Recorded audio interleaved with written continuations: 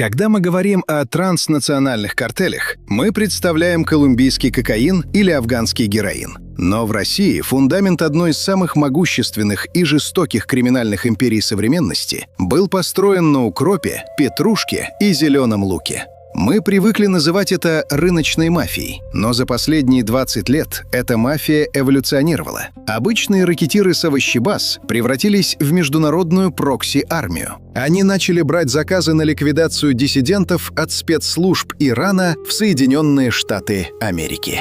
А к 2025 году их аресты спровоцировали жесточайший дипломатический кризис и взаимный захват заложников между Москвой и Баку. Сегодня мы разберем механику так называемой «укропной войны». Почему зелень стала кровавым товаром? Как криминальные боссы Лоту Гули и Равшан Ленкоранский утопили рынки в крови? Как киллеры овощной мафии оказались с автоматами в Бруклине? И главное, кто те люди в высоких московских кабинетах, чьи миллиарды надежно защищены от любых расследований? В основе этого кровопролития лежала макроэкономика. Скоропортящаяся зелень – идеальный товар для мафии. Срок ее реализации исчисляется часами. Задержка фуры на сутки означает уничтожение товара на сотни тысяч долларов. Тот, кто контролирует логистику и склады, контролирует все. Эпицентром генерации теневого капитала стал агрокластер Фуд-Сити в Москве. 85 гектаров территории, 13 тысяч сотрудников. Государство в государстве. Официальным владельцем этого кластера является холдинг «Киевская площадь» миллиардера Года Нисанова.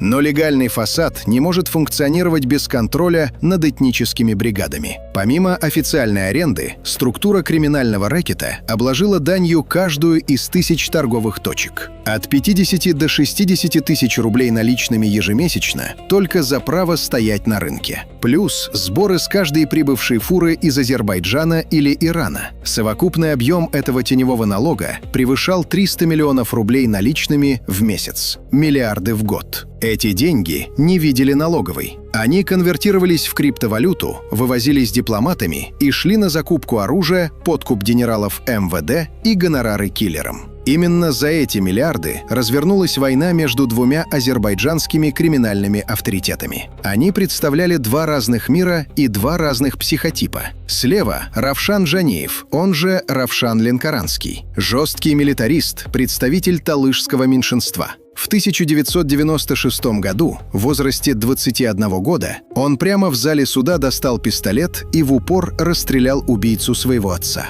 Суд дал ему всего 2 года за состояние аффекта. Отвергнутый системой МВД, он ушел в профессиональный криминал и сделал ставку на молодежь и уличных киллеров. Справа – Надир Салифов, Лоту Гули, институциональный лидер. Свой статус вора в законе он получил в 2000 году, отбывая колоссальный срок в азербайджанской тюрьме. Гули выстроил феноменальную систему. Не выходя из камеры, с помощью мобильного телефона он дистанционно управлял рэкетом на крупнейших рынках России, опираясь на старую воровскую гвардию и поддержку самого влиятельного мафиози тех лет – деда Хасана. Два хищника на одной территории. Кровь была неизбежна. Конфликт перешел в горячую фазу в 2012 году. Лоту Гули прямо из тюрьмы инициирует массовую рассылку так называемого прогона по всем колониям СНГ. Документ подписали 30 высших иерархов криминального мира. Суть приговора укладывалась в 2 слова – «Равшан – никто». Этот акт лишил Джанеева неприкосновенности. Ответ последовал незамедлительно.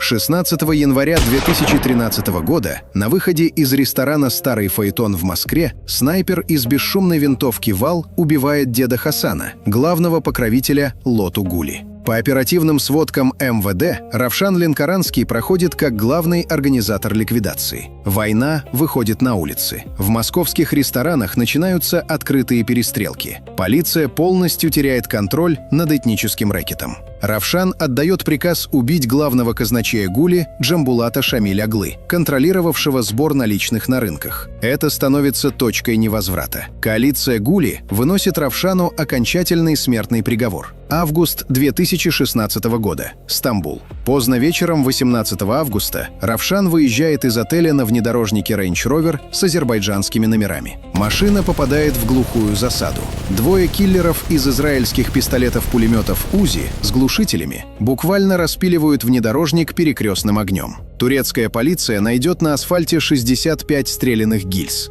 Равшан получает 20 пуль, одна из которых фатальна в глаз. Водитель убит на месте. Его тело спецрейсом доставили в родной Азербайджан. Встречать борт вышли десятки тысяч человек. Для талышского населения он стал национальным героем, которому позже воздвигли 5-метровый монумент. Но империя осталась без короля. Абсолютным хозяином рынков стал Лотугули. Клан убитого Равшана не смирился. Его брат Заур Ахмедов запустил одну из самых сложных и дорогих операций в истории криминального мира. Это была идеальная инфильтрация. Троянский конь. В 2019 году они внедряют 26-летнего бойца Хагана Зейналова по кличке Хан Бакинский в структуру личной охраны Лотугули. Зейналов проходит все проверки параноидальной службы безопасности и получает доступ к первому контуру охраны криминального босса. Развязка наступила в августе 2020 года в Анталье, в 5-звездочном отеле «Альва Донна». Лотугули сидит в карточной комнате. Он кричит на должника по телефону. Сохранилась аудиоцитата его последних слов: «Завтра я тебя порву». В этот момент его телохранитель Зейналов достает пистолет и делает 4 выстрела. Последний — контрольный в затылок. Начальник личной охраны Гули в этот момент чудесным образом спрятался под столом. И здесь криминалисты находят первую странную аномалию. Убийство готовилось маниакально под дату 18 августа, день в день, в качестве кровной мести за Равшана. Зейналов был рядом с Гули в этот день. Но ликвидация произошла в ночь на 20 августа. Полиция туманно ссылается на технические причины. В мире профессиональных киллеров любая задержка внутри охраняемого периметра — это смерть. Эксперты считают, что задержка произошла либо из-за сбоя в транзакции криптовалюты — Зейналов ждал гонорара, либо из-за смены маршрутов турецкой полиции, негласно охранявшей периметр отеля. Как бы то ни было, король был мертв. Но то, во что превратилась его империя после этого, повергло в шок спецслужбы всего мира. После смерти Гули управление остатками клана перешло к его двоюродному брату, Паладу Амарову. Лишившись единого центра и выдавливаемая силовиками из России, структура Амарова начала искать новые источники доходов. И они нашли самого страшного клиента. Согласно рассекреченным меморандумам Министерства юстиции, Соединенные Штаты Америки, азербайджанская организованная преступность заключила прямой субподрядный контракт со спецслужбами Исламской Республики Иран, корпусом стражей Исламской революции. Ракетиры с московских рынков стали международными террористами. В июле 2022 года Амаров, скрывающийся в Европе, получает заказ от иранской разведки. Цель — Масих Алинежат, видная американо-иранская журналистка и диссидентка, проживающая в Бруклине, в Нью-Йорке. Операция поражает одновременно своей дерзостью и феноменальным непрофессионализмом. Бюджет на ликвидацию в Соединенные Штаты Америки составил смехотворные $30 тысяч наличными. Амаров нанимает живущего в Нью-Йорке Халида Мевдеева. Тот покупает на эти деньги автомат АК-47, который в переписке называет «боевой машиной», и 66 патронов. Мевдеев часами дежурит у дома жертвы в Бруклине, ищет способы выманить ее из дома и шлет Амарову отчеты. Периметр заблокирован. Амаров из Европы подбадривает киллера: «Ты мужчина». Но 24 июля Мевдеев совершает глупейшую ошибку. Выслеживая жертву, он не останавливается на знак «Стоп». Местный патруль полиции тормозит его за нарушение ПДД и видит на заднем сиденье заряженный Калашников. Случился международный скандал. В январе 2023 года Интерпол арестовывает Палада Амарова в Праге. В феврале 2024 года его экстрадируют в Соединенные Штаты, где ему грозит 40 лет федеральной тюрьмы. Следствие вскрывает дипломатическую шизофрению. Амаров официально проходил в Европе как резидент Чехии и Словении, хотя Чехия утверждала, что он гражданин Грузии. Тот факт, что лидер мафии свободно легализовывался в Европе, работая на Иран, стал позором для европейских спецслужб. Но самое интересное в это время происходило в России. Лето 2025 года. Криминальная война мутировала в механизм межгосударственного дипломатического шантажа. В Екатеринбурге силовики проводят жесткие зачистки азербайджанских рынков. В изоляторе от чудовищных пыток гибнут 2 брата-коммерсанта Сафаровы. Баку наносит симметричный удар. Полиция Азербайджана проводит массовые аресты обычных российских IT-специалистов и бизнесменов в Баку, фабрикуя дела о контрабанде иранских наркотиков. Их жестоко избивают в СИЗО, а азербайджанское ТВ обвиняет Москву в империализме. Россия бьет в ответ по самому больному – по финансовой артерии диаспоры. 3 июля 2025 года московский СОБР жестко задерживает 60-летнего вора в законе Вагифа Сулейманова, известного как Вагиф Бакинский. Формальный повод – нарушение миграционного режима. Но фактически это уничтожение главного смотрящего за агрокластером Food City.